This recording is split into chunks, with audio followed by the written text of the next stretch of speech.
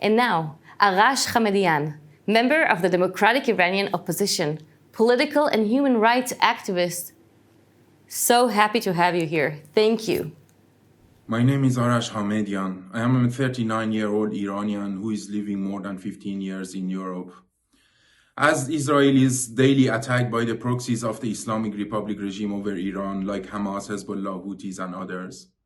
As people of Gaza are hostages of Hamas, as people of Lebanon are hostages of Hezbollah, as people of Syria are hostages of Assad, as people of Yemen are hostages Houthi, as people of Venezuela are hostages of Maduro, who is the friend of Islamic Republic, as the people of Ukraine are under attack by Putin, who is the friend and ally of Islamic Republic, as Jews are hunted worldwide in the Western world by the proxies and sympathizers of the Islamic Republic and anti-Semitic, Jew-hating groups and ideologies.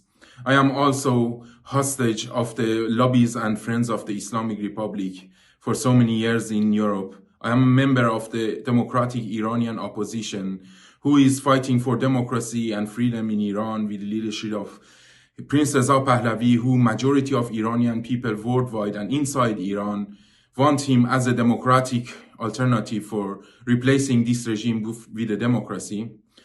We are also fighting anti-Semitism and extremism, and we are defending Europe and the West against these terrorist ideologies.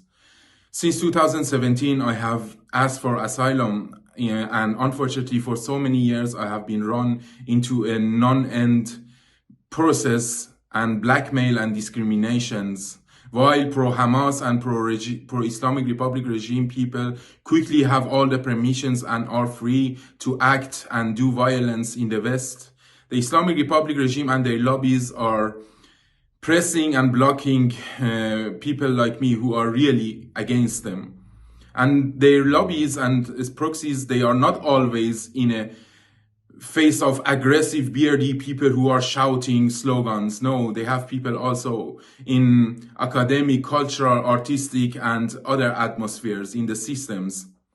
They are discriminating you, and in a way that nobody would believe you, in a way that you look like a low-level person who is not important, and they say that he's doing this to just get asylum, you know, because your fight is important. Then they send people to tell you, be quiet, stay quiet, then you are going to have your freedom, you are going to have your asylum, and everything going to be okay. Don't you learn from the last years? Stay quiet. But I don't want to stay quiet. I want to talk. They have taken all my friends from me from in the university time, and in France and Greece and elsewhere, I have been crying for years under pressure that nobody can imagine it, in the farms of Brabant, Gelderland, Limburg, Amsterdam, Rotterdam, Den Haag, or elsewhere in Hessen. But I want to talk, and I want to also to ask you people to talk. They accuse us to nonsense things like he is anti-Muslim, he is anti-Arab, he is anti-like this. But I have friends from all genre of people, Arab intellectuals, moderate Muslims, from Jewish and Christian backgrounds, atheists, Buddhists, and from all around the world, and they know me.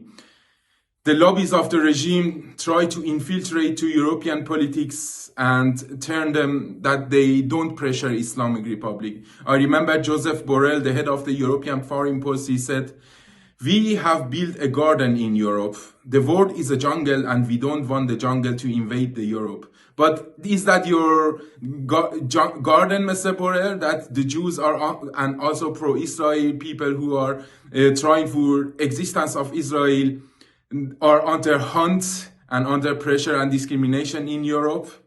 Is that the democracy and that you're talking about it? You didn't let the IRGC to be in the terror list of Europe. You and your circle are the biggest obstacle of this.